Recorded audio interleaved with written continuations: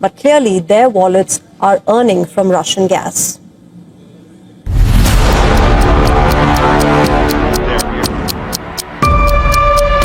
The ink on the sanctions hasn't dried, but the hypocrisy is already soaking through.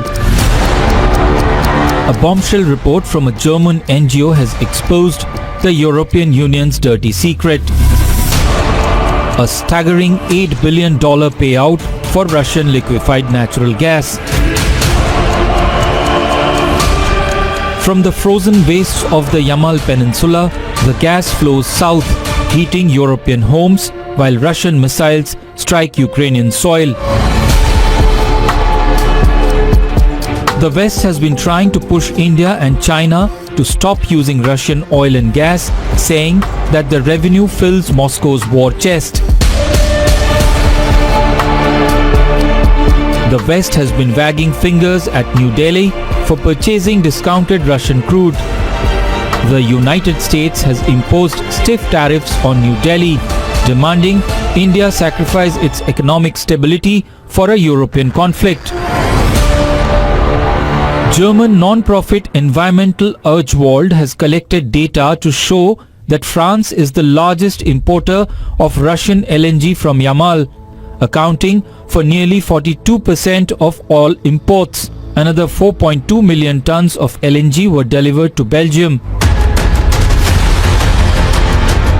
As of October 2025, Russia accounted for 12% of EU gas imports, down from 45% before its 2022 invasion of Ukraine.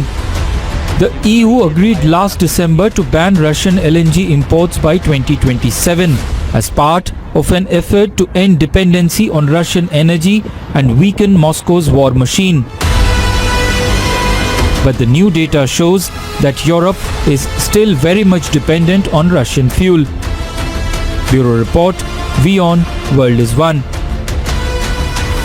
Winter has tightened its grip and so does the war in Ukraine. Russia has unleashed a nationwide barrage across Ukraine as freezing temperatures turn cities into ice boxes. Kiev is claiming at least 4 dead and several others have been injured. Power and heating systems are hit. Moscow says the relentless assault will not stop until Zelensky agrees to realistic terms for negotiations. Here's a report.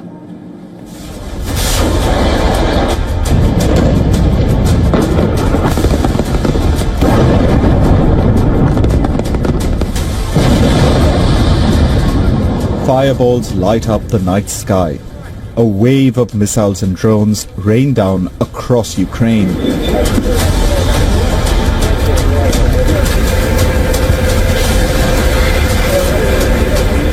Air defenses roar as loud explosions break the silence of the night.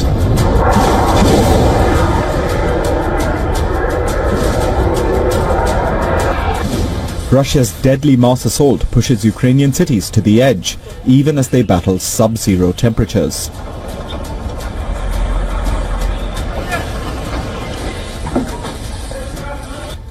Ukrainian President Volodymyr Zelensky claims that Russia launched 300 attack drones, most of them Shaheds, along with 18 ballistic and 7 cruise missiles in the overnight attack.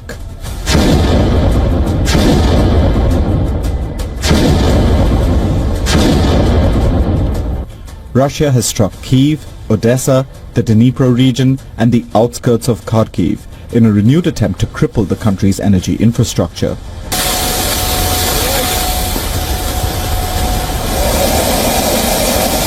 The fresh strikes have left 70% of the Ukrainian capital without electricity.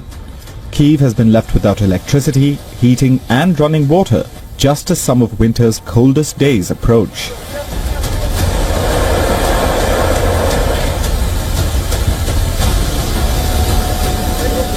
The chronic blackouts have forced people to step out of their homes and hunt for access to water and heating. It's dark in the apartment. I have an electric stove, so it's impossible to heat up lunch or dinner or make tea. We came here because tents were set up near the building so that people could warm up and charge their gadgets. I came in for about half an hour. We had no heating in the apartment for 4 full days and everything froze very badly. Now it is very difficult to restart the system. Some apartments have heating, some do not. In northeastern Ukraine, where temperatures have fallen to minus 15 degrees Celsius, Russian forces struck the outskirts of Kharkiv with several ballistic missiles. One missile hit a logistics terminal belonging to a postal facility. Ukraine is also hitting back. Drones attacked the Russian city of Taganrog, striking a drone manufacturing facility. As the fight rages on, Moscow has doubled down on Ukraine.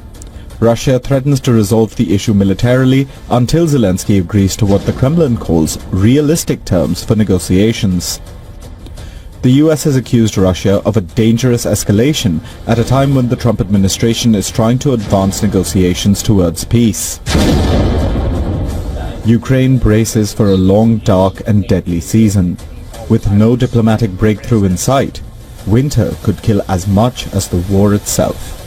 Bureau Report, WION, World is One. Shifting our focus, Ukraine says Russian drone strikes have hit 2 foreign flagged vessels near a Ukrainian port in the Black Sea. Deputy Prime Minister Kuleba said the ships sailing under the flags of Panama and San Marino were attacked, leaving one person injured. Now, the incident marks the second assault on Black Sea shipping in 4 days. The United Nations Security Council convened an emergency meeting on Monday to address Russian attacks targeting civilians and critical energy infrastructure. UN Under Secretary General for Political and Peacebuilding Affairs Rosemary